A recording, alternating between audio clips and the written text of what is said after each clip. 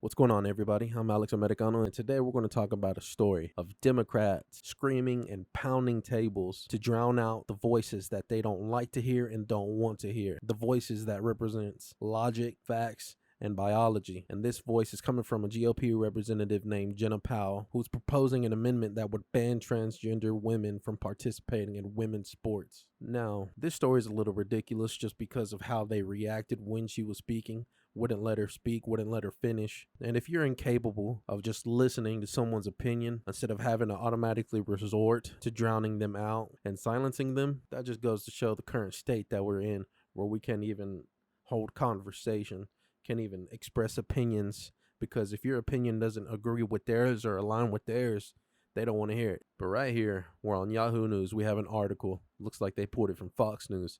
So I don't know if Yahoo News actually writes their own articles or if they just pull it from other publications. Title of the article: Ohio House erupts over amendment banning transgender females from women's sports. Chaos erupted on the Ohio House floor when a Republican proposed an amendment that would ban transgender women from participating in women's sports, with Democrats shouting "point of order" and banging on the desks, while at least one repeatedly shouts "boo." And continuing on down. This is a statement from the GOP representative Jena Powell. It is crucial to preserving the integrity of women's rights in women's and girls' sports, Powell said over the din of the Democratic outcry. Unfair, yelled Democratic Rep Michael Skindell. The bill would prohibit transgender females from participating in girls' sports on both the high school and college level, instead requiring them to join male or co-ed teams.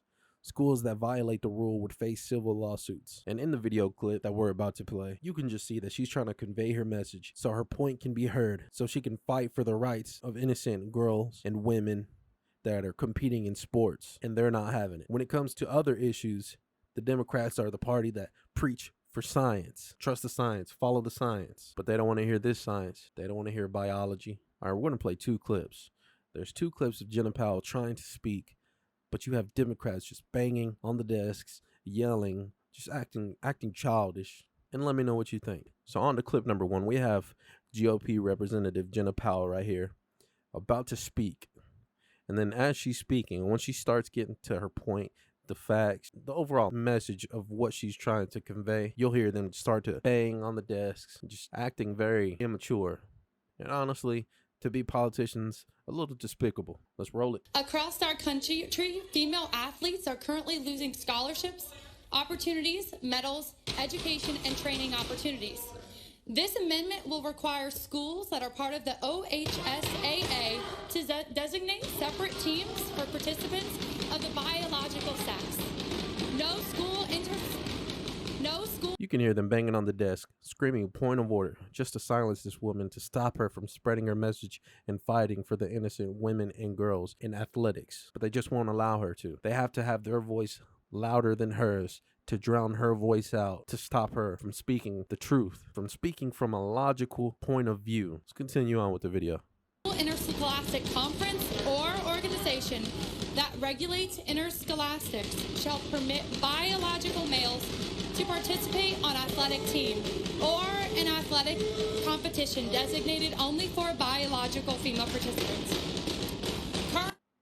All right, so in this clip, you can obviously see that they're trying to drown her voice out, disrupting the discourse, not allowing her to fight for what she's fighting for. In this clip, you didn't see the people that were disrupting her speech. But in this next clip we're about to roll, you can see exactly who does it, who's the main person. Because although there's multiple people making noise and being disruptive, there's one main person. All right, in this second clip, right here, this person by the cursor right here, this is Democratic Representative Michael Skindell. And you'll see his reaction. You'll see how he reacts.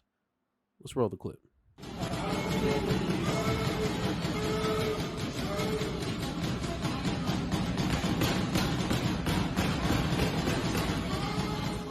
All right, as you can see right there, Skindell and other representatives and politicians banging on the desks, screaming "point of order," screaming "boo," just to silence her, to get her to be quiet. This is a topic where voices need to be heard. People need to step up. People need to share their opinions on what's going on. Because if you don't speak up, nothing's going to change. If there's no opposition or resistance to laws and amendments that they're trying to pass, then they'll pass with ease. The people that actually believe in the same message that she does, and people who align their views with hers, They need to step up because this isn't just some isolated incident in Ohio. This is going on everywhere. This is going to happen.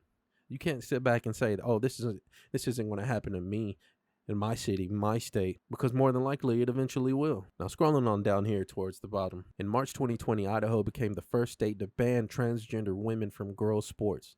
This year alone, governors from Alabama, Arkansas, Mississippi, Montana, Tennessee, West Virginia, and Florida all signed legislation similar to the transgender ban that was taken up in Ohio. Now, although that this legislation was passed in these states, it doesn't come without opposition, because we already know that Ron DeSantis in Florida recently signed legislation that would prohibit transgender athletes, and now he's being sued for it. And that just goes to show that there are people and groups out there who want to push for their rights to compete against biological females rather than protecting a fair and level playing field for said females. And to be honest, at this point, given where we are as a culture, as a society in the United States, this behavior from the left, far left, liberals, Democrats, it really doesn't surprise me.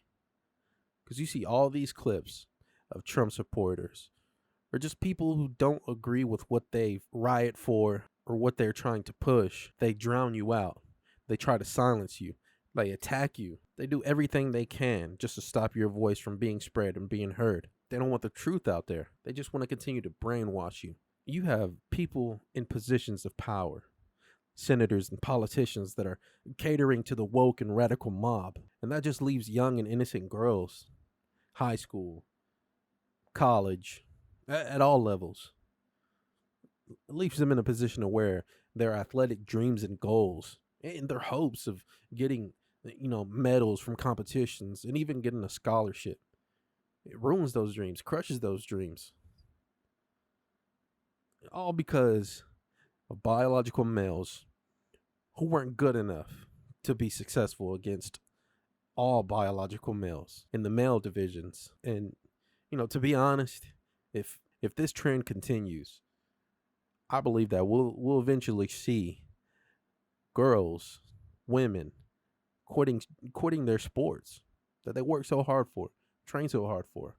They'll quit those sports altogether, and then we'll just be left with two biological male divisions. And for the liberals and Democrats that say transgender females competing against biological females have no advantage, I got something for you. I have a website from the Ohio House of Representatives, and this is the testimony of Jena Powell that was in the clip trying to speak, where they were banging on the desk like little children when they don't want to eat their vegetables. And in her testimony, she shares one interesting factoid that I felt worth sharing right here.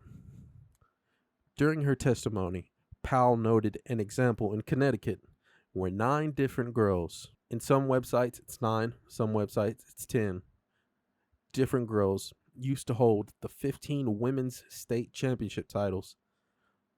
Those 15 titles are now all held by 2 different biological males. So you went from 9 or 10 females holding 15 women's state championship titles now to 2 biological males. If that doesn't show you the significant difference in competition and athletics between biological male and females, then at this point, you just don't care.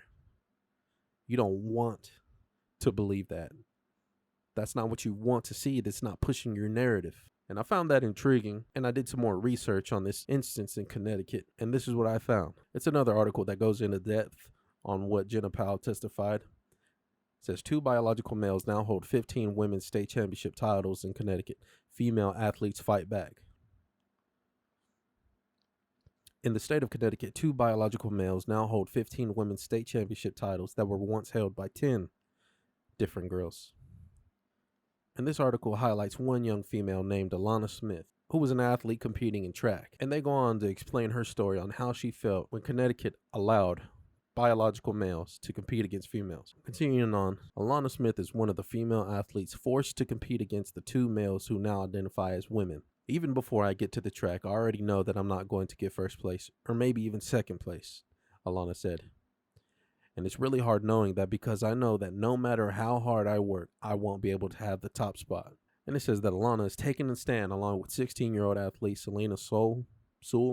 And it just shows that she's not alone, that they are, in fact, standing up against this. It says Christina Holcomb, ADF attorney, said redefining biological sex to mean gender identity creates problems. Like what we're seeing in the state of Connecticut, where biological males can come in and, based on identity alone, dominate women's sports. So it's not saying that they had the surgery. It's just saying based on their identity, what they believe they are. They go up and say, I'm a woman. On that alone, they're allowed to compete against girls. And this statement right here from Christina Holcomb really is the crux of the whole argument when it comes to biological men competing against biological females. Biology, not identity, is what matters in athletics. We just have to clean all this stuff up. We can't allow this to take place. If you go on to watch their clip, Alana's story, you can just see in her expressions and almost feel her pain. She went from a hopeful track athlete to someone having their dreams and spirit crushed because they feel that they can't even compete. She already knows that she's not going to get first place or even second place. And I know that these two biological males that are competing against Alana and other girls are young, relatively young, about 16 or 17 in high school. I know that they're not men yet. I just don't understand how you as a male could allow yourself into Alana and Selena's sport of track and just go and crush them, crush their spirits, their goals, all for your self-satisfaction because you couldn't get in the top places, the top spots against the males.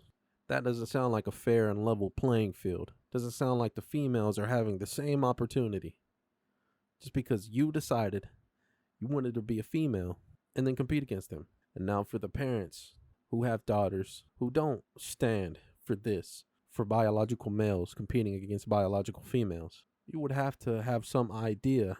You would have to understand how Alana and Selena feel. And for the parents that have daughters who push for biological males competing against biological females, I just don't see how you could allow that, knowing how it makes the girls feel, because that could possibly happen to your girl, feeling crushed, having no spirit, no hope, because they feel that they're not good enough. What's that going to do for their self-esteem, for how they view themselves? I mean, you can't just take into consideration the feelings of a few, meaning the transgenders, and just ignore what it's going to do to the many, the biological females. We just can't stand for that, because the transgender group and movement want to fight for their rights, for their freedoms and liberties, but they want to take the rights away for the biological females they compete against. Now, if the biological males don't want to compete against other biological males because they can't compete, they can't do well, create a different division strictly for transgenders. But you can't allow an unfair playing field, because those opportunities that the biological males now get from dominating are opportunities taken away from an innocent female. I'm against biological males competing against biological females. Are you?